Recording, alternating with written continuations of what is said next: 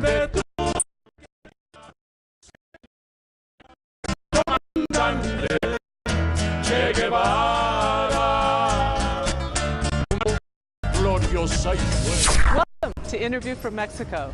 I'm Laura Carlsen, and I'll be your host as we look at cutting-edge issues from culture to politics here on Telesur. Yo dejé de pensar en el mar por ti.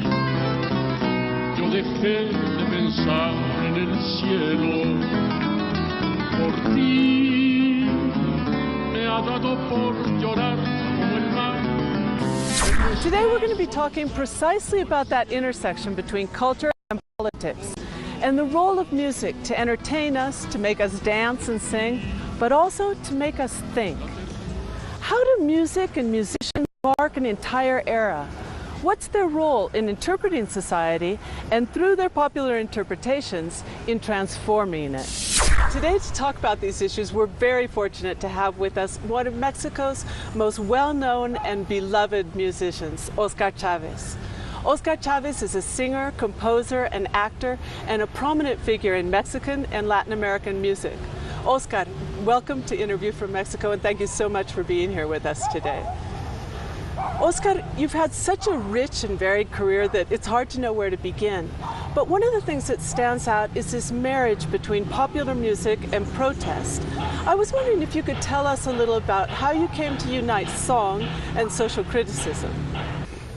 Bueno, claro, no es nada nuevo esto de la canción de protesta o política. It's nothing new, eh? These songs of protest or political songs, or however they call it, testimonials as well. Well, it's nothing new. It is part of the tradition of folk songs, of popular songs, and not just here in this country, but I think everywhere.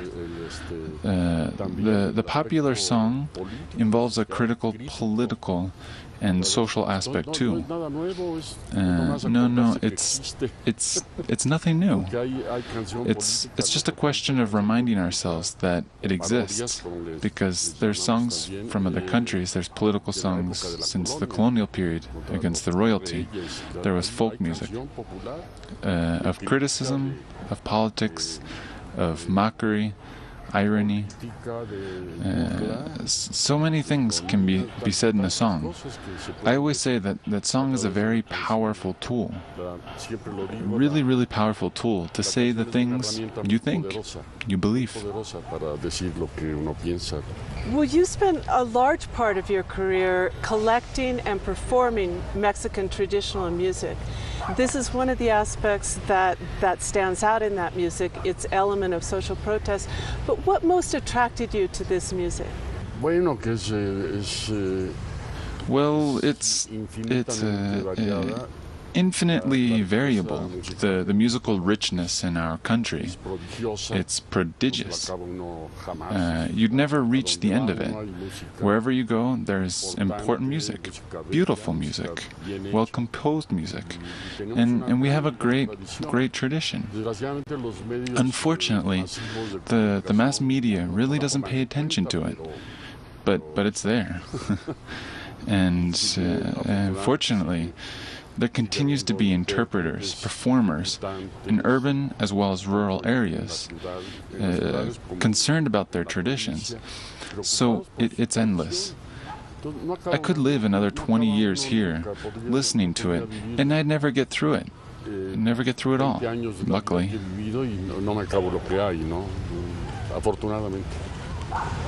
Well, what's distinctive about Mexican traditional music, and what are some of your favorite genres?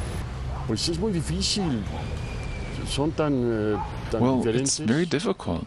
They're so different. Like I said, so rich. It's not the same, a song from Oaxaca, for example, the regions from Oaxaca that is incredibly special and beautiful music, than say songs from Zacatecas or from the center or north of the country. They're all totally different. Wherever you go, there's a wealth of music, really, of genres that are completely distinct. A lot of time will pass before we fully comprehend and see the value of the music from our different peoples and states. Well, there's no doubt that Mexico has a huge cultural wealth in music and in other areas as well. I think a lot of people would be interested also in knowing, at what point in your life did you decide to be a musician, and why did you make that decision? Hablando de tradiciones, yo crecí Well, talking about traditions, I grew up listening to old songs. My father sang and played the guitar really well. My father was from Zacatecas, and he played and sang very well, even though he wasn't a professional. But he really liked it a lot. And so I grew up listening to old songs, much from my father, as well as in the environment of the family. The family around me sang a lot, old songs, and it stayed with me, this love and interest, this passion for this reason. But today I still do it. Well, I think we've all been fortunate enough that you chose that as a vocation. In your career, your criticism is very bold and very to the point. Have you encountered censorship or rejection from commercial media as a result of that sharp criticism? Well, yes, because of the genre, the material that I sing. It's the music I sing it's traditional music, traditional Mexican music, old music. Traditional music. It's popular music, not pop music. And so, well, this is on the musical side of it, for singing our songs. On the other hand, for the politics, it doesn't get play on the commercial channels. My work in general doesn't get played, with the exception of some love songs that are played as author. But no, except for some honorable exceptions such as university radios or cultural spheres, cultural spaces, talking about the radio or the television. But well, yes, they take it into account, but not a lot. It's the work of a sharpshooter or whatever you want to call it, but that's how it is. I'm not complaining. That's the battle. Pero así es, no es queja, así es la batalla, ¿no? But it's notable because you fill the National Auditorium. Well, we're going to take a short break now and be right back with Oscar Chavez. Tu cuerpo es una copia de Venus, de Citeres que envidian las mujeres cuando te ven pasar. Y llevas en tu alma la virginal pureza, por eso es tu belleza de un místico. Marihuana tuvo un hijito y le pusieron San Expedito, como era abogado de los de Santana, porque era Sansón para la marihuana. Marihuana tuvo un hijito y le pusieron San Expedito, como era abogado de los de Santana, porque era Sansón para la marihuana. Marihuana, ya no puedo ni levantar la cabeza, con los ojos retecolorados y la boca reseca, reseca. Marihuana, ya no puedo ni levantar la cabeza, con los ojos. Todo lo que está pasando vale la pena vivir para enojarse cantando. Esto que sucede en Chiapas me tiene muy enojado, y entre noticia y noticia de Melquiades, como es Úrsula, 100 años, Soledad de Macondo. Úrsula, 100 años, Soledad de Macondo. Eres epopeya de un pueblo olvidado, We're back talking to Oscar Chavez about protest music in Mexico. Oscar, I wanted to ask you about the major political influences on your music. Are there specific political movements or political organizations that you've been involved with that fed into your music? Sí, muy importantes, además. Well, yes, very important ones as well as this. Speaking of political music in our country, it was powerful in many Latin American countries, and it caught on very strongly here in Mexico. And in our case, speaking of Mexico, well, fue muy importante el año 68. The year of 1968 was really important. It was a kind of detonation or detonator of political music, although there were things before. I've been recording since the 1960s. All kinds of music, among them political songs. But talking about 68, it was really a catalyst in many places, and so political music developed a lot. Here in Mexico, of course, and not just me, but many people sang political songs. And the coming together with Cuba, with South America, with what was happening in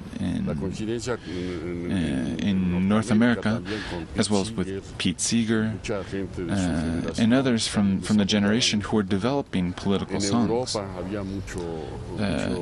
In Europe, there was a lot of evanescence as well.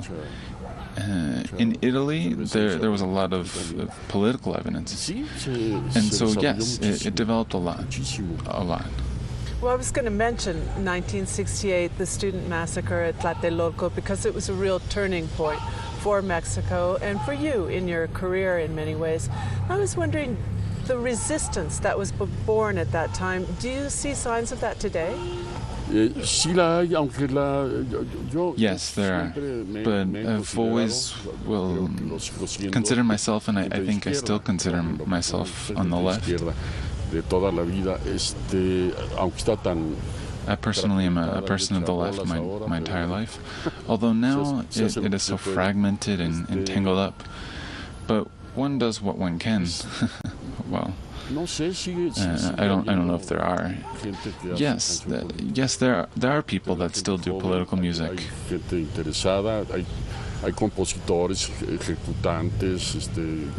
There are young people. There are people interested. There are composers and performers. Yeah. Although we return to the same problem, it is not easy to get known. It's hard for everyone to record their albums, get them recorded, and well, there are many difficulties, but they do it.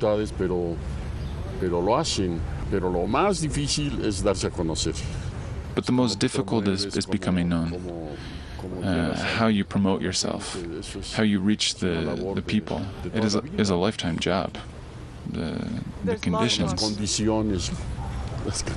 There's a lot of talk now about the monopoly in the media, and I suppose it's similar in the culture industry. Totalmente. Muy bien dicho, los monopolios. Completely. That's exactly right. The monopolies in the radio and television monopolies, and even in the print media, it is really difficult to break those barriers. It's terribly hard, but it forces us, myself included, as the Americans say, to go underground.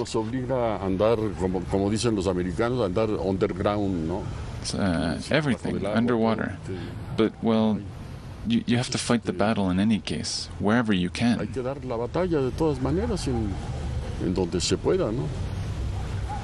A big part of your songs is denouncing and exposing government abuses and corruption.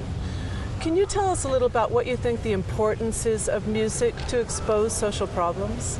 Bueno, lo que decía hace rato, Well, like I was saying a while ago, the song is a tool, a very strong tool for that, to denounce, to say what you think, what's happening, to get mad, and even getting to the point of insults, with irony, humor, sarcasm.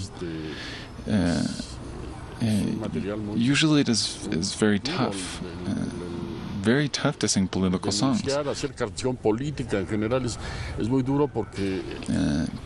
the majority of it is ephemeral. It doesn't really last long.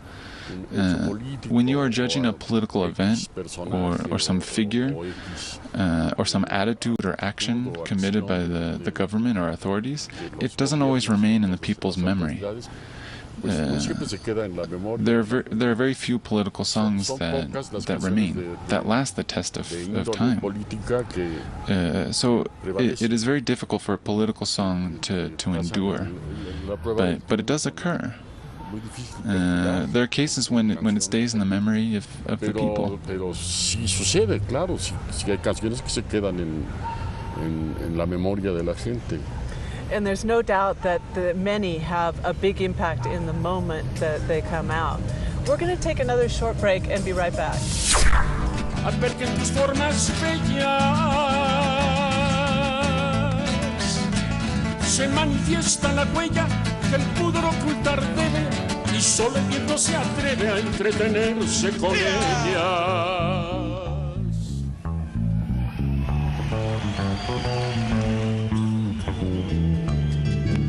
¿Qué será de mis hijos y de mi hogar? Moriré, la tierra del Edén, la que al cantar el gran Gautier llamó la perla de los mares. Ahora que tú te mueres con tus pesares, déjame que te cante yo también. Adiós, mamá Carlota, adiós mi tierno amor. En México memoria cuando tu rico suelo y tu azulado cielo veré triste cantor. Sin ti cólera y tedio me causa la alegría. Adiós, oh patria mía, adiós tierra de amor. Adiós, oh patria mía, adiós tierra de amor. Duérmete, mi niña lista, que te arrulla un zapatista.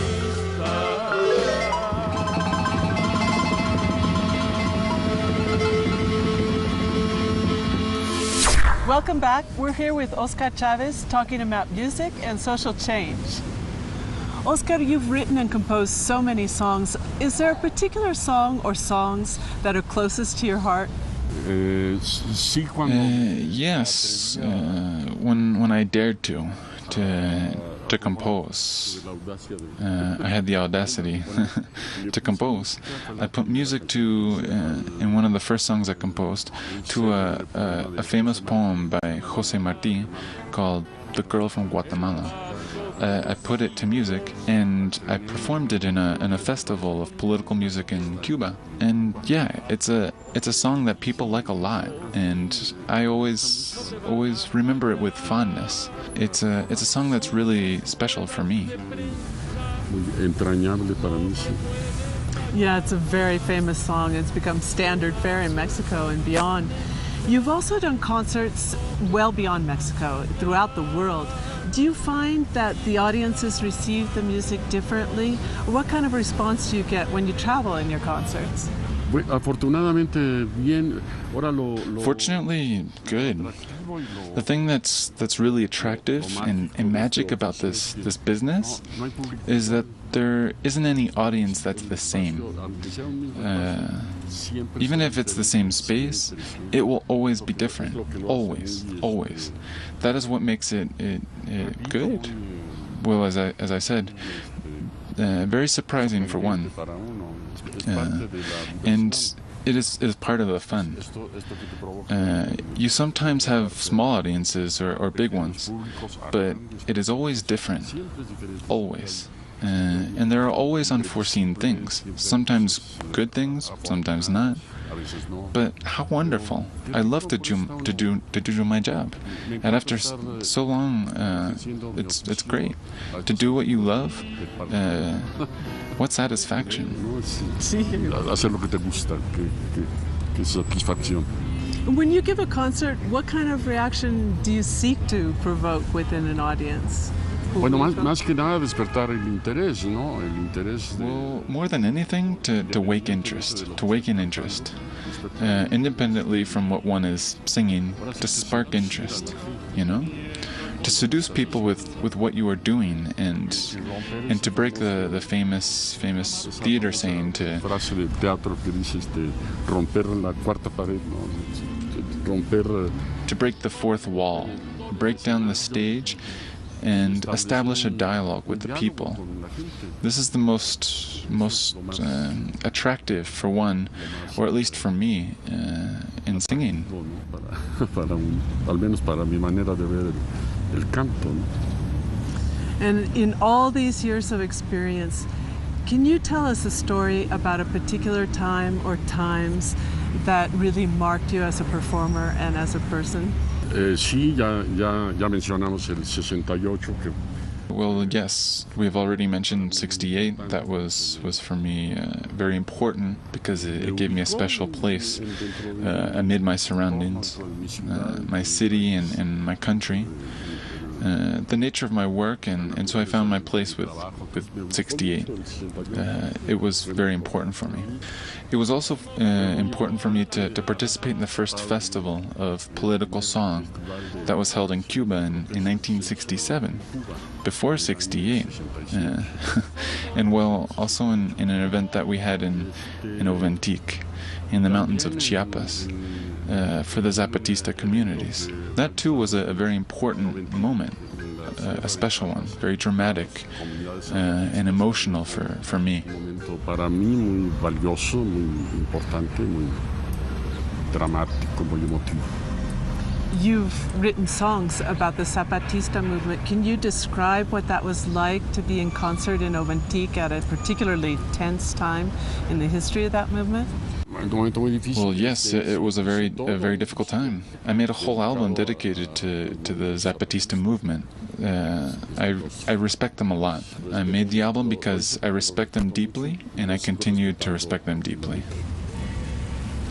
Well, thank you so much for being here with us today on Interview from Mexico. Thank you to you all. And thank you for being with us. I'm Laura Carlsen, and we'll be back next week on Interview from Mexico. La voz, primero te mueres de nosotros dos. Vos no sufres lo que es el amor, lo que es el dolor, lo que es el infierno. Vos no sufres lo que es un malvado, lo que es un soldado, lo que es el gobierno.